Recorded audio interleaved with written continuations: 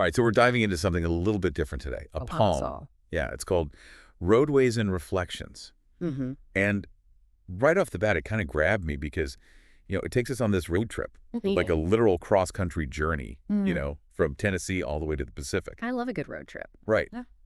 But that's just the surface level. Yeah. Because underneath, it's exploring all these ideas about technology and how we connect as humans and, what we choose to pay attention to in this crazy world. I can see how a road trip would be a good metaphor for that kind of internal journey too, Totally. And the poem kind of sets up this really cool contrast between this wide open road and something it calls the little black mirror, which got my wheels turning right away. Yeah, that little black mirror, that's such a striking image, right? It makes you think of, Our phones. exactly.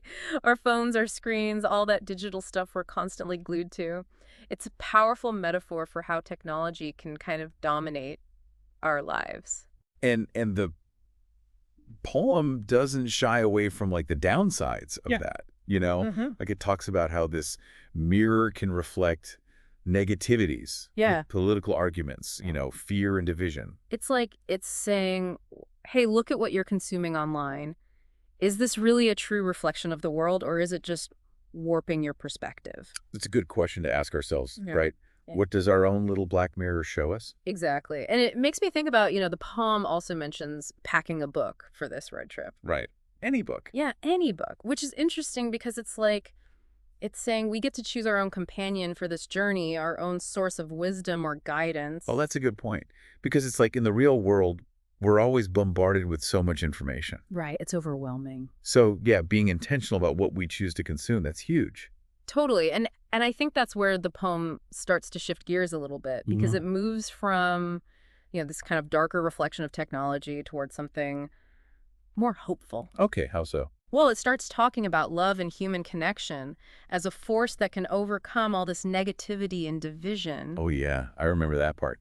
It even name drops like historical figures who, spread that message of love and unity. Exactly, like reminding us that this isn't some new age idea. This has been a human struggle forever. And then there's that powerful image of 350 million strong walking a shared path. Oh, yeah, that gave me chills. It's like this beautiful vision of humanity coming together despite our differences. And the poem doesn't just stop at observation. No. It actually calls us to action.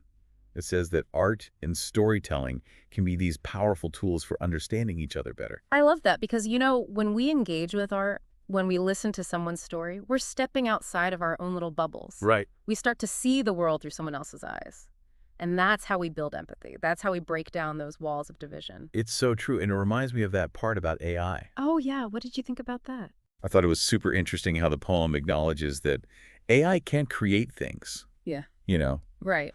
But it can never truly replace that human element. Yeah. That genuine spark of creativity and connection that comes from like lived experience. Absolutely. Like with all this talk about, AI becoming sentient and all that. Right. This poem is reminding us that technology can be a tool, but it can't replace what makes us human. Our emotions, our stories, our shared humanity. Exactly. Wow. So if I had to sum it all up, I'd say this poem is like called to be more mindful about what we consume online. Yes. To remember the power of human connection and to choose hope even when things feel kind of dark. I love that. And it leaves us with this really thought-provoking question. What's that? What book would you pack for your journey? What would be your guide? And where would your road lead you? I think that's something worth pondering. It really is. Thanks for diving in with me on this one. My pleasure, anytime. And to everyone listening, what book would you pack for your journey? Share your thoughts online and let's keep the conversation going. Yeah, let's do it. Until next time, safe travels, everyone.